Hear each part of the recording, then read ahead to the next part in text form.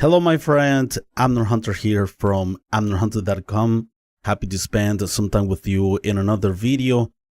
This time around, I want to answer a question from a subscriber, this channel, Slow Death 1993, a question that I got yesterday in this video of this freebie by Waves Audio and Bedroom Producer blog, which, by the way, go ahead and get it. You still have one more day or less. So I want to talk about gain staging, and Slow Death 1993 says, when will be the next live? Can you talk about gain staging? Wish you a wonderful day, hermano. So yeah, thanks a lot, Slow Death, for this question. I have always wanted to talk about this, but maybe I thought, like, maybe this is not the channel for that, or maybe you guys are not looking for that information because there are some like far better other instructors in this matter, because I talk mostly about plugins and stuff like that. But yeah, I think it's a very important topic to address, and I want to give you my approach and my thoughts on this matter. All right, so yeah, I will put timestamps in the video description in case that you want to move around between the mini segments or chapters of the video.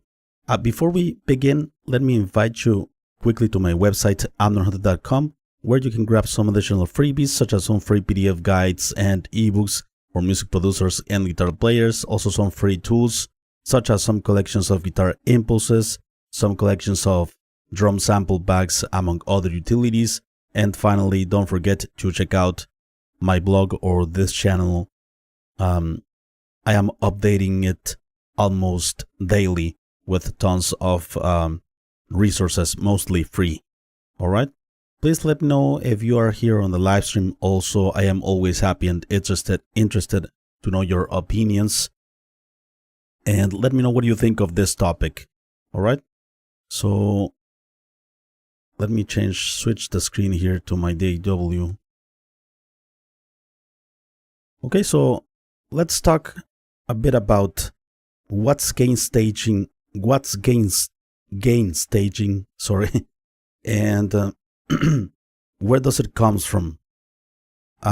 Well, gain staging is the sorry.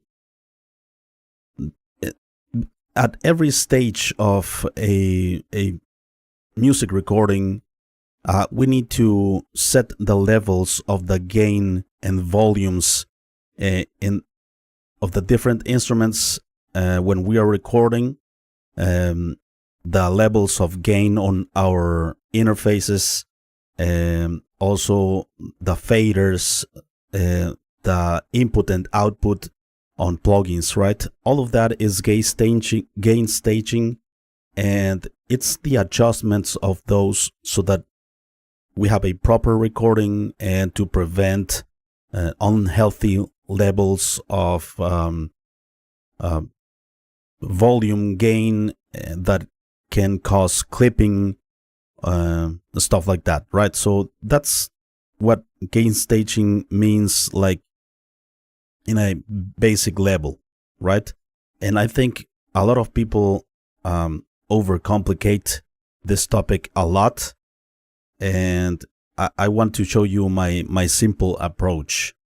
And gain staging comes from the analog era, where since the instruments or the recordings were passing through like analog gear, circuitry, electric circuitry and stuff like that, there was some background noise, right, due to the circuitry and stuff like that, electric stuff.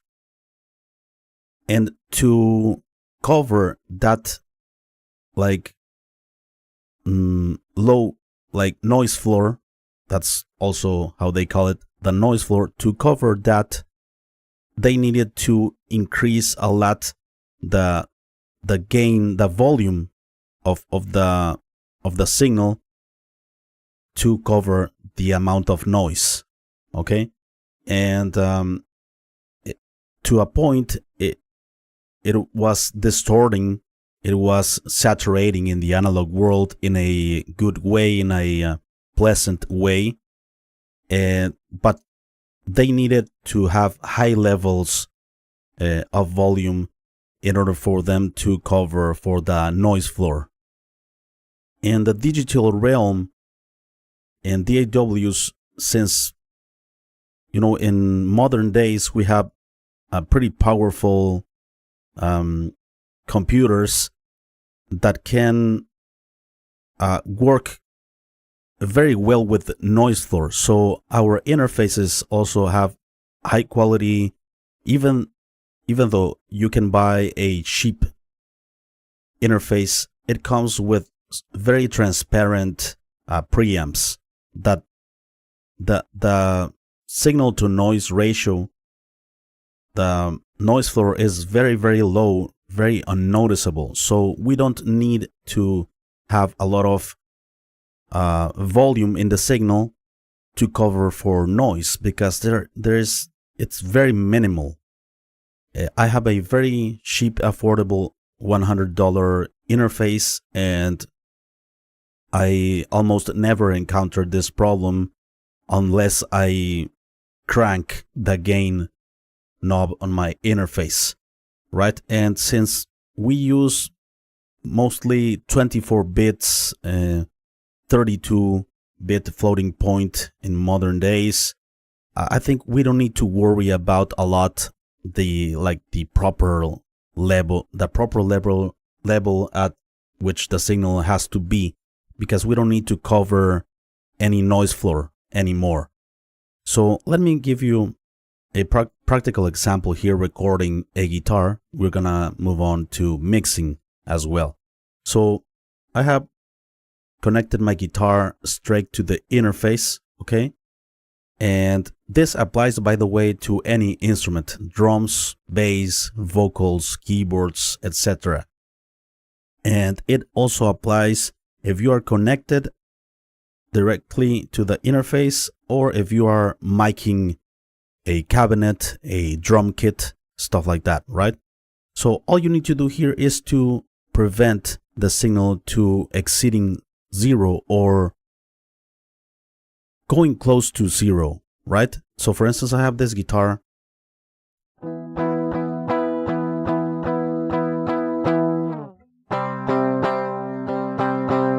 Okay, that's the input.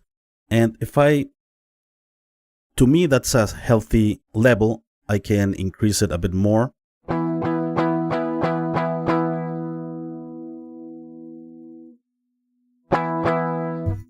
The problem starts when we start to clip the signal in recording, because we are overusing the gain control. So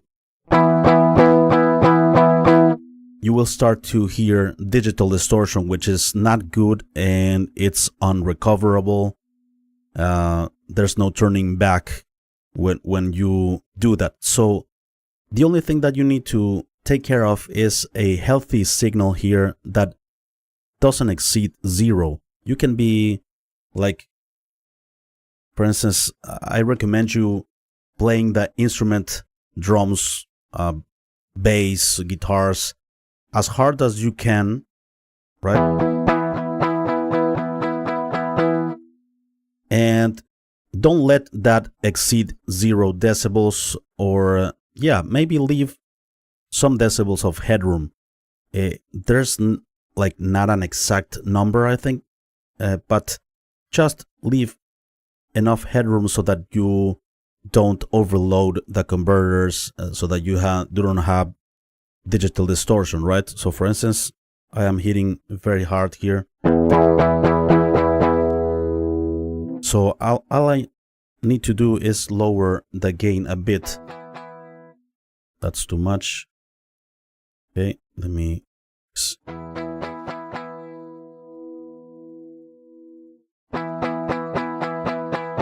Okay, so that's a great healthy level to record, and you're gonna notice that in the waveform as well.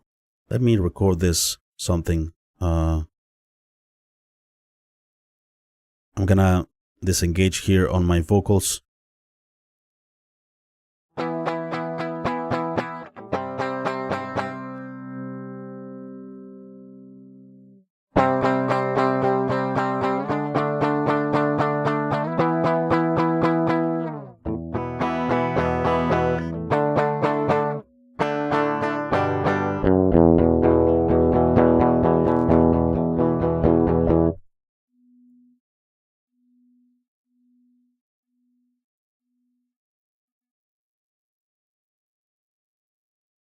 It's a good signal when, let me put this here.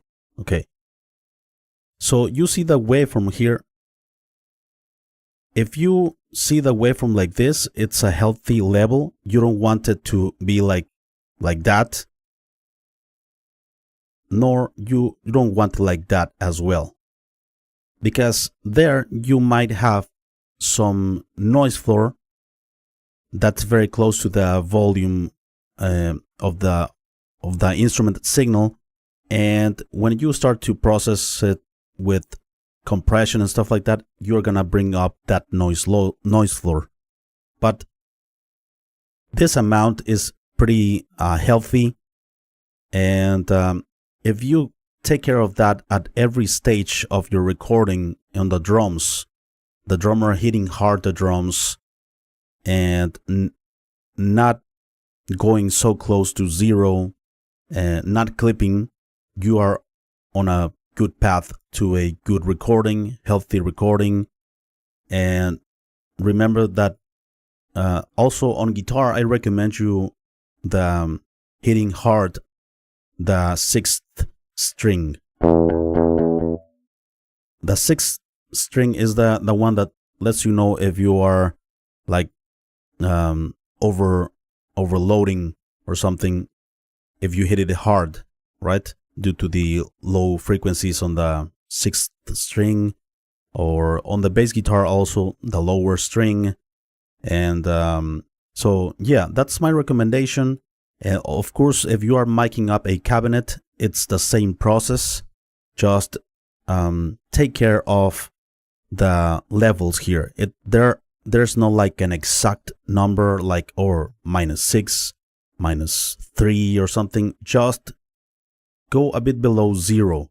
Okay, not too little, not take care of not clipping the signal, and you are good to go pretty much. Okay, so yeah, that's when it comes to recording, right? In mixing, we are also taking care of the signal not clipping.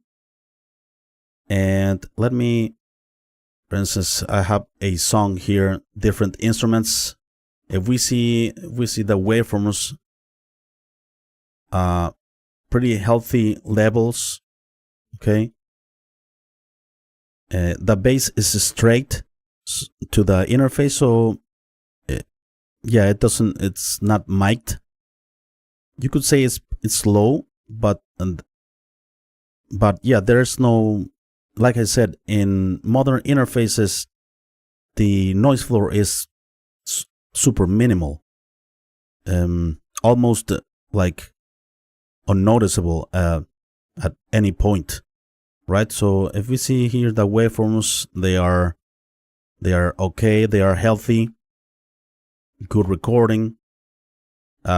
Take a look at the drums here, right? So yeah, that was a good recording level or levels. And the only thing that I take care here on gain staging, for instance, when I am gonna start to mix the song, I start at the chorus normally, or where most of the instruments are playing together, and I like lower the volume of everything to all the way down, right? For instance, I'm gonna lower the drums. I'm not gonna go into the individual channels: drums, bass, rhythm guitars, only the groups, acoustic, keyboards. This is when I'm starting out mixing a song, right? That was properly recorded with the proper levels and vacuum vocals, okay? So I put the song in a loop, okay? And I start to increase. The only thing that I'm gonna take care here is to not be very close to zero. Here in the master, right? I'm talking about the master. Maybe the highest peak can be at -6, -5, -3 to have some headroom to further processing the mix down the road. But -5, -4, around that area, it's completely fine. Just don't go close to zero, okay? In mixing, anyway. So usually the drums are the ones that are gonna like get the signal out of control here in the output. So I start to increase the instruments one by one, doing like a static mix, right? Okay, so drums. Let's increase the bass.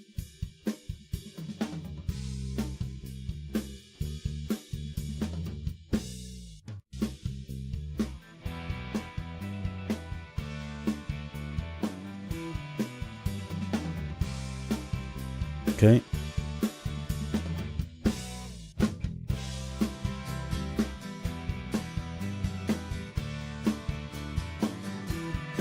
Keyboards.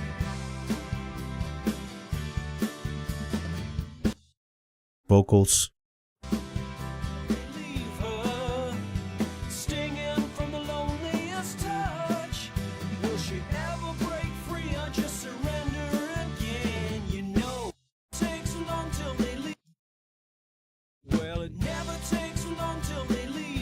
Right? So there, for instance, I am starting to mixing the song using only the faders and taking care of always looking at the master here to not be close to zero. And for instance, if I am very low there, I can go ahead and increase all of the channels: drums, bass, rhythm, acoustic, keyboards, and vocals. And let's check out the levels here in the master. Well, it never takes long till they leave her, stinging from the loneliest touch. Will she ever break free or just surrender again? You know, well, it never takes long till they leave her, stinging from the loneliest touch. Right? -5, -5.3, around that area. My voice is here in the master, that's why you see here jumping out. But yeah, I'm talking about the instruments when I'm mixing a song, right? And that's the only thing that I take care of. I am not like doing that with plugins where they need to be calibrated at -18 and you need to be careful of what like the level of the input of that plugin should be. You know, I don't worry about that. I have almost never had to worry about that. The only time when I worried about that was when I didn't know better. And so yeah, that's pretty much it. Also, when I am using an EQ or a compressor that changes the loudness, the volume or something, I just turn down the output to level match, or increase the output if I need it, if I need more volume of that instrument or something. But that's it. I'm just taking care of the master, that it's not in the close to the reds. And yeah, that's pretty much it. It doesn't get more complicated than that. I think there are a lot of myths, and yeah, people like setting every track to be at -18 so that every plugin has the proper calibration, and that you, to get the best out of each plugin. I think it's it doesn't make sense to me, and I have never needed it. And yeah, it's that's gain staging for me at this point.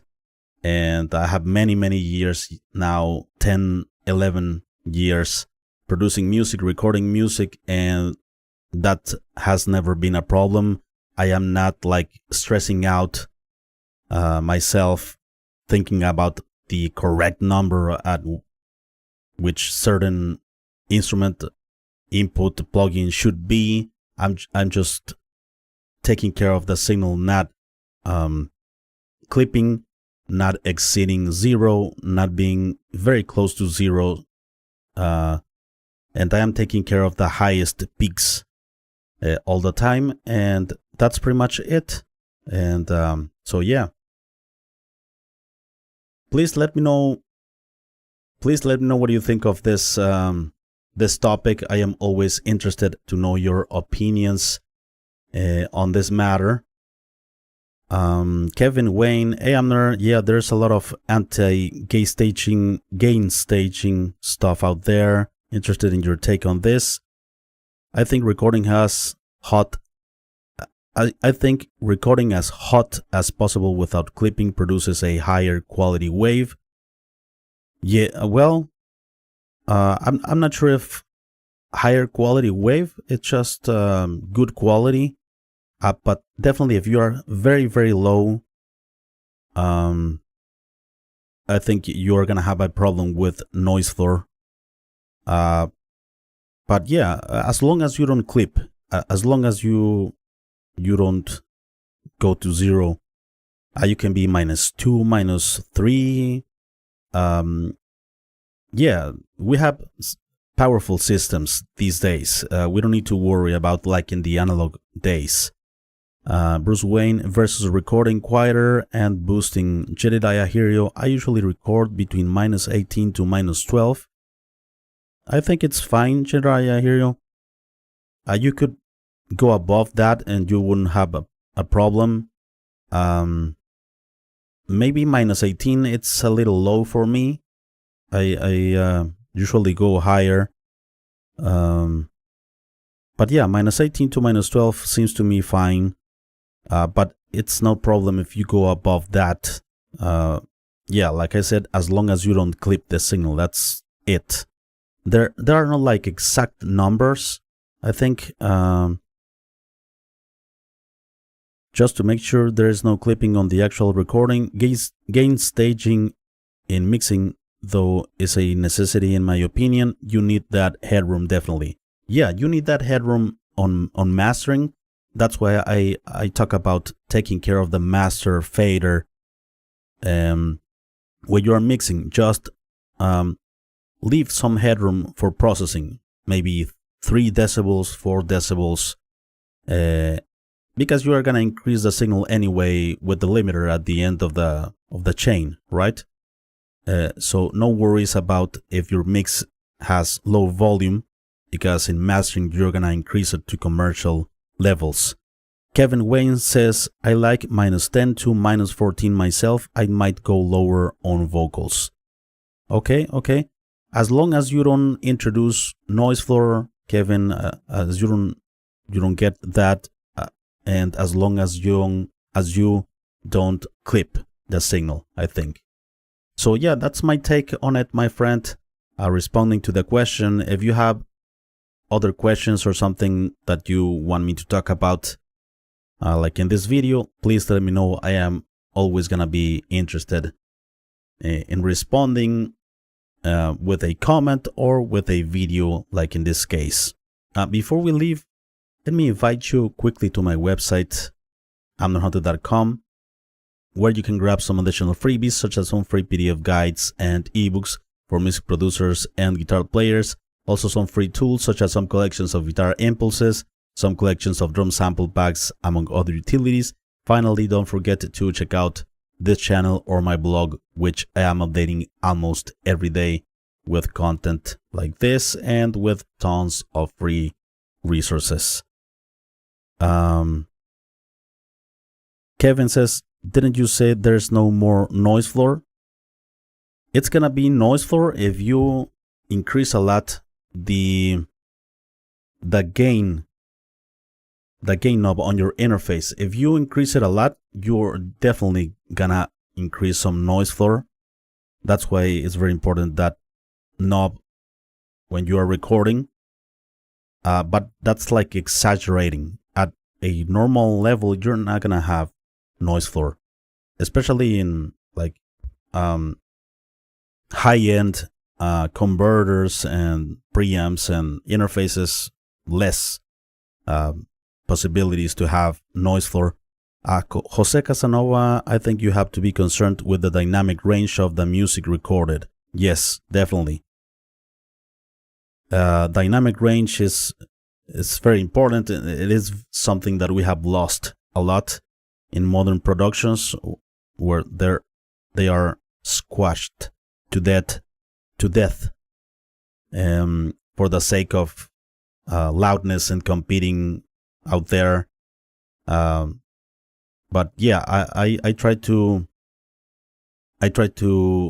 not sacrifice the quality and the dynamics for the loudness. I prefer a slight quieter track that's dynamic and that breathes. So yeah, thanks a lot, you guys. It was very interested to talk about this to talk about this topic, and I will see you very soon in the next video. All right, bye bye, and have a great weekend.